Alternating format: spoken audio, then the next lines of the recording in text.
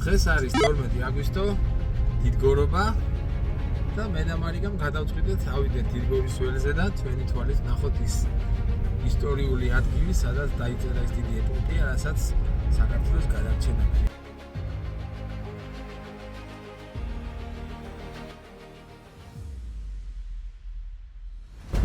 ჩვენ ახლა ვიმყოფებით მანგლისის მახლობლად, დიდგორის ველზე.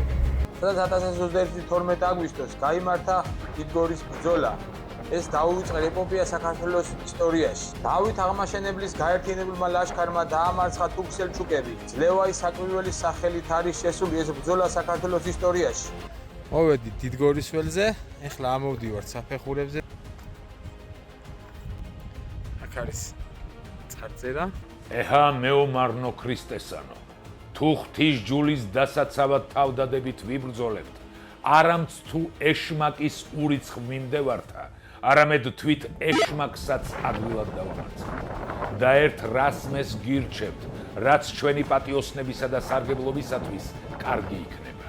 ჩვენ ყველა ხელების ცისკენ აპყრობით, ძლიერ ღმერთს აღთქმა მივცეთ, რომ მისი სიყვარულისათვის ამ ბრძოლის ველზე დავიხოცებით და არ გავიქცევით. აქ არის ზარი, შეგიძლია